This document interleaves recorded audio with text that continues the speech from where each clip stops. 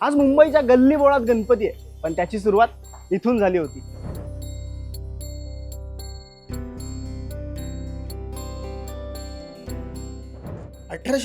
साली जेव्हा समाजाला एकत्र आणण्यासाठी लोकमान्य टिळकांनी सार्वजनिक गणेशोत्सवाची हाक दिली, त्याला प्रतिसाद देणारं मुंबईतलं पहिलं मंडळ म्हणजे केशवजी नाईक चाळीचं श्री सार्वजनिक गणेशोत्सव मंडळ.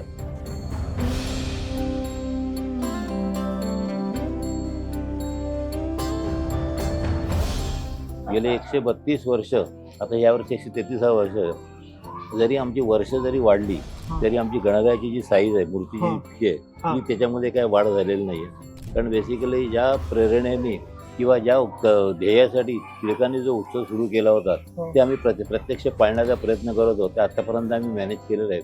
आमदारांपासून खासदारांपर्यंत, मुख्यमंत्र्यांपासून उपपंतप्रधानांपर्यंत सर्वांनी या मंडळाला भेट दिली आहे.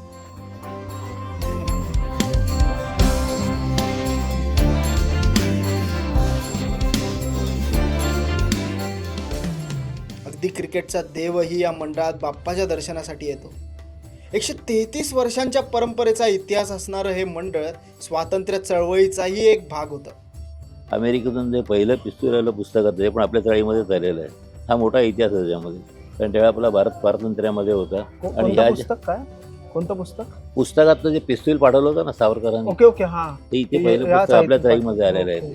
त्याचा सुद्धा आम्हाला त्याचा लेख मिळालेला आहे. आणि अशी बरीचशी सांगायचं झालं तर केशव सुद्धा चाळीमध्ये राहिलेले आहेत. कॉम्रेड डांगे राहिलेले आहेत. प्रबोधनकार ठाकरे बाळासाहेबांचे वडील ते पण आपल्या चाळीमध्ये राहिलेले आहेत. मुंबईत इतर ठिकाणी मोठमोठे देखावे आणि उंच मूर्त्यांची एक प्रकारे स्पर्धा सुरू असताना हे मंडळ आजही पारंपरिक पद्धतीने गणपती बाप्पाचं आगमन आणि विसर्जन करतं. इतकी वर्ष ही परंपरा कायम आहे कारण आता माझी सण 4थी पिढी आता माझी काम करते. मी 3री आणि माझी मुलगी आता यावर्षी कार्यकारी मंडळामध्ये खजिनदार म्हणून काम करते. माझे वडील पण या कार्यकारी मंडळात, माझे आजोबा पण कार्यकारी मंडळात होते. म्हणजे साधारणतः कशी 3री-4थी जनरेशन जे काम करत आहे, तर त्या पहिल्या पिढीचा दुसऱ्या दुसऱ्या तिसऱ्या पिढीवरती प्रभाव पडून आम्ही हा उत्सव जास्तीत जास्त चांगला करण्याचा प्रयत्न करत आहोत. सांगायचं झालं तर गणरायाचं आगमन हे आमचं पारंपरिक असतं, पालखीमध्ये असतं. लोकमान्य टिळकांनी मुंबईत सर्वात पहिल्या कोणत्या गणपती मंडळाला भेट दिली असेल तर ते हेच मंडळ होतं. सामाजिक उपक्रम राबवत 133 वर्षांचा हा गणेशोत्सवाचा वारसा हे मंडळ आजही अभिमानाने जपत आहे.